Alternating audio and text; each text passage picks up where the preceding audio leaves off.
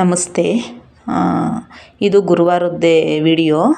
2 video long ಆಗುತ್ತೆ ಅಂದ್ಬಿಟ್ಟು ಸ್ವಲ್ಪ 2 ವಿಡಿಯೋ ಮಾಡಿದ್ದೀನಿ.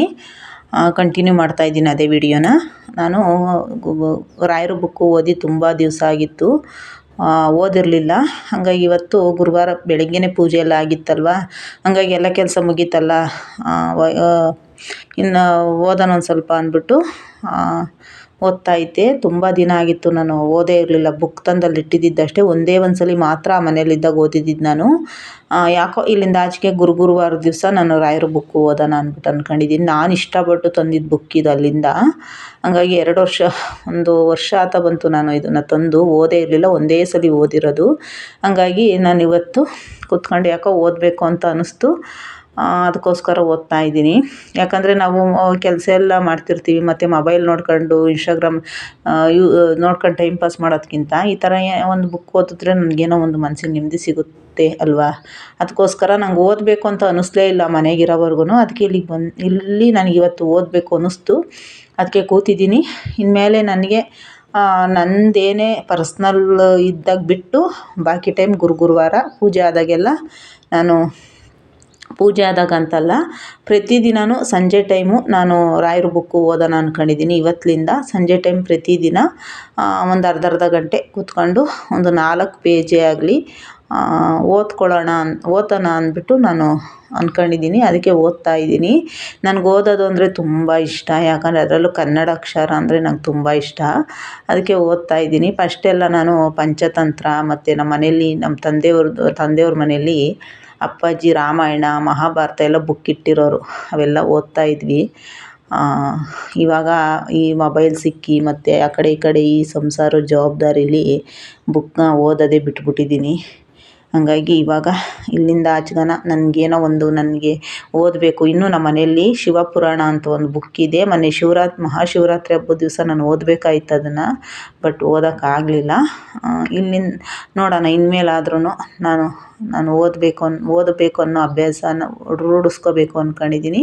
ಅದಕ್ಕೋಸ್ಕರ ನಾನು ರಾಯರ ಬುಕ್ಕು ಒಂದು 2 ಪೇಜು 3 ಪೇಜ್ ಆದರೂ ಡೈಲಿ ಓದಬೇಕು ಅಂದ್ಕೊಂಡಿದ್ದೀನಿ. ಯಾಕಂದರೆ ಡೈಲಿ ಓದ್ತಾ ಇದ್ದರೆ ನಮಗೂ ಏನೋ ಒಂದು ಮನಸ್ಸಿಗೆ ನೆಮ್ಮದಿ ಸಿಗುತ್ತೆ, ಮತ್ತು ನಾವು ಮಾಡೋ ಅಂಥ ಕೆಲಸಗಳಲ್ಲಿ ಏನೋ ಒಂದು ಯಶಸ್ವಾಗ್ಬೋದು ಅಲ್ವಾ. ರಾಯರು ನಂಬಿದ್ರೆ ಯಾವತ್ತೂ ಒಳ್ಳೆಯದೇ ಆಗೋದು.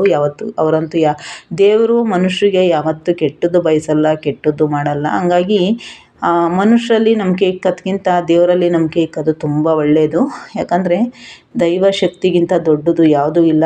ದೈವ ಶಕ್ತಿ ಮುಂದೆ ಯಾವ ದುಷ್ಟಶಕ್ತಿ ಏನೇ ಮಾಡಿರ್ಬೋದು, ಅವ್ರಿಗೇನು ಆಟಗಳು ದೈವ ಶಕ್ತಿ ಮುಂದೆ ನಡೆಯಲ್ಲ. ಮನುಷ್ಯ ಕಾಯೋನು ಇರುವಾಗ ಕೊಲ್ಲೋನಿರಬೇಕಾದ್ರೆ ಕೊಲ್ಲೋನೇನು ಮಾಡೋಕ್ಕಾಗಲ್ಲ. ಸಾರಿ, ನಾನು 2 ಸಲ ಹೇಳಿದ್ದೀನಿ. ಹಂಗಾಗಿ ದೈವ ಶಕ್ತಿ ಮುಂದೆ ಯಾವ ನರಮನುಷ್ಯನೂ ಏನೂ ಮಾಡೋಕ್ಕಾಗಲ್ಲ.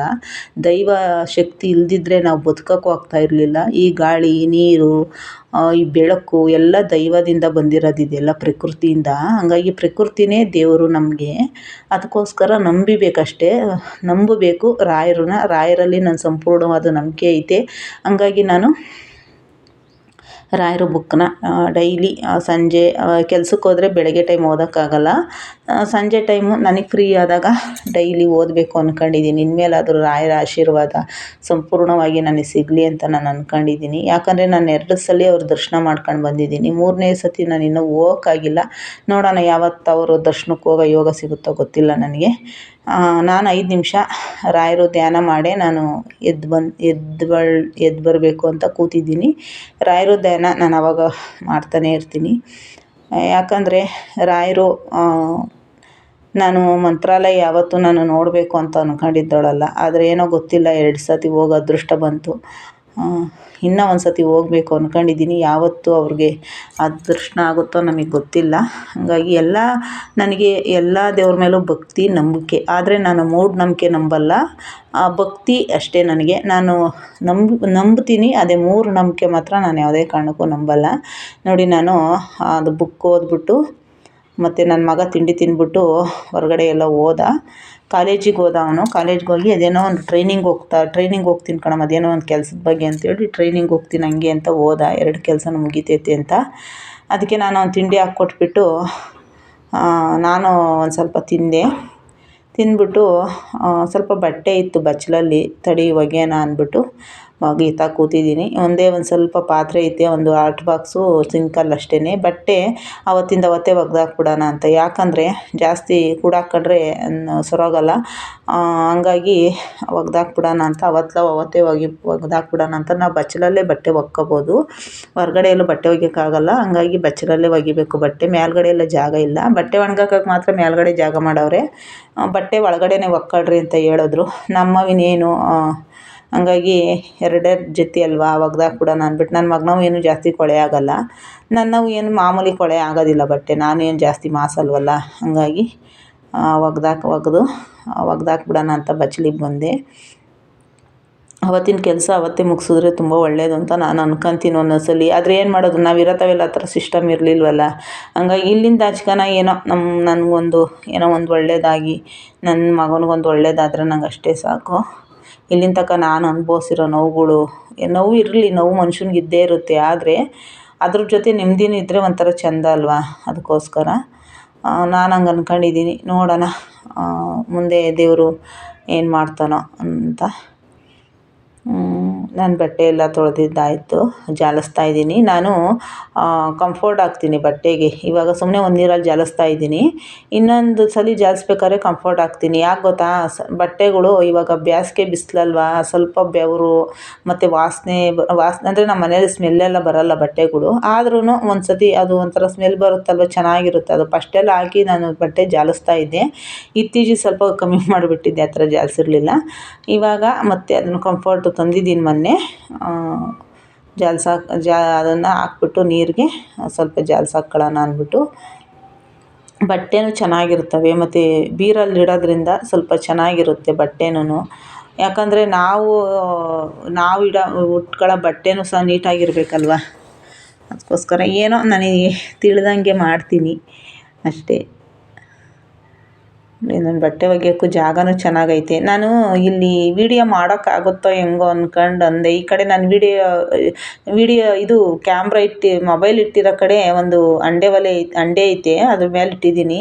ನಾನು ನಿಜವಾಗ್ಲೂ ಅಂದ್ಕೊಂಡಿದ್ದೆ ಇಲ್ಲಿ ನಿಂತ್ಕೊಂಡು ವೀಡಿಯೋ ಮಾಡೋಕ್ಕಾಗಲ್ಲ ಅಂತ. ಇವತ್ತು ವೀಡಿಯೋ ಮಾಡೋಂಗಾಯ್ತು ಇಲ್ಲಿ ನಿಜವಾಗ್ಲೂ.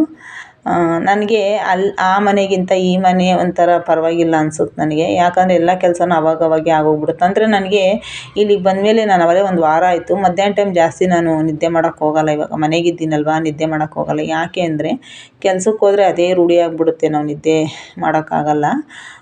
ಆವಾಗಲೂ ಅದೇ ರೂಢಿ ಆದರೆ ಏನು ಮಾಡೋಣ. ನೋಡಿ, ಇವು ಮೇಲಕ್ಕೆ ಬಂದೆ ಬಟ್ಟೆ ಜಾಲಿಸ್ಕೊಂಡು ಒಣಗಾಕೋಣ ಅಂದ್ಬಿಟ್ಟು. ಇವು ನೆನ್ನೆ ಒಗೆದಿರೋ ಬಟ್ಟೆ, ನೆನ್ನೆ ಸಂಜೆ ಒಣಗಾಕಿದ್ದೆ. ನೆನ್ನೆ ಬಟ್ಟೆ ನೆನ್ನೆನೇ ಒಗೆದಿದ್ದೀನಿ, ಇವತ್ತಿನ ಬಟ್ಟೆ ಇವತ್ತೇ ಒಗೆದಿದ್ದೀನಿ. ನನ್ನ ಕೆಲಸ ಎಲ್ಲ ಇವತ್ತಿಗೆ ಮುಗೀತು. ಬಟ್ಟೆ ಒಗೆದು ಸ್ನಾನ ಮಾಡಿ ಎಲ್ಲ ಆಯಿತು ನನ್ನ ಕೆಲಸ.